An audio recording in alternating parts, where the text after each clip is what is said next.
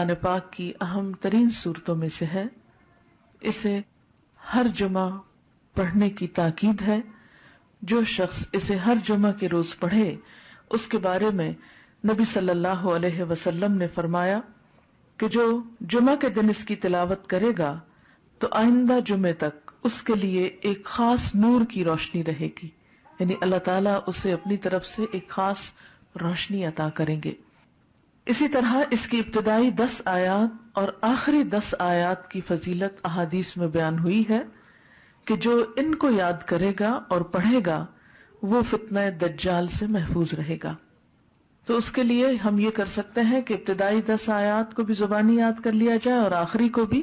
تو دن کی کسی نماز میں اگر ان کو پڑھ لیا جائے تو اس طرح انشاءاللہ وہ فضیلت جو اس کی حاصل ہو سکتی ہے وہ ہو جائے گی. حضرت عائشہ رضی اللہ عنہا کی روایت سے حدیث میں آیا ہے، اور یہ حدیث بھی ضعیف جداً ہے، صرف ضعیف نہیں بلکہ ضعیف بھی بہت زیادہ ضعیف ہے، لیکن اس کا آخری حصہ جو ہے وہ صحیح مسلم میں آیا ہے، وہ میں وہاں آپ کو بیان کر دوں گی. رسول اللہ صلی اللہ علیہ وسلم نے فرمایا، کیا میں تمہیں ایسی صورت نہ بتاؤں جس کی عظمت نے زمین و آسمان کو بھر دیا ہے، اور اس کے لکھنے والے کے لیے بھی اتنا ہی اجر ہے، اور جو اس کو جمعہ کے دن پڑھے تو اس جمعہ سے لے کر جمعہ تک یعنی اگلے جمعہ تک اور 3 دن کے زیادہ بھی گناہ بخش دیے جاتے ہیں. اور جو آدمی سوتے وقت اس کی آخری 5 آیتیں پڑھے تو وہ رات کے جس حصے میں بھی اٹھنا چاہے گا اللہ اسے اٹھائے گا. تو لوگوں نے کہا ہاں اللہ کے رسول صلی اللہ علیہ وسلم ضرور بتائیے، تو آپ نے فرمایا سورت کہا. بہرحال ایک اور حدیث میں، اب یہ جو حدیث ہے یہ صحیح مسلم کی ہے کہ جو اسے جمعہ کے دن یا جمعہ کی رات میں پڑھے گا، یعنی جمعہ کی رات وہی جو جمعہ سے پہلے آ جاتی، وہ فتنے سے محفوظ رہے گا. اور ایک اور بات سے پتہ چلتا ہے کہ فتنہ دجال سے محفوظ رہے گا. اور اس کی جو پہلی 10 آیتوں سے متعلق حدیث ہے وہ بھی صحیح ہے کہ جو شخص اس کی پہلی 10 آیتیں پڑھے گا، یاد کرے گا، وہ فتنہ دجال سے محفوظ رہے گا. اسی طرح اس کے پڑھنے سے گھر میں سکینت اور برکت نازل ہوتی ہے. ایک مرتبہ ایک صحابی نے سورہ کہف پڑھی، گھر میں ایک جانور بھی تھا، وہ بدکنا شروع ہو گیا.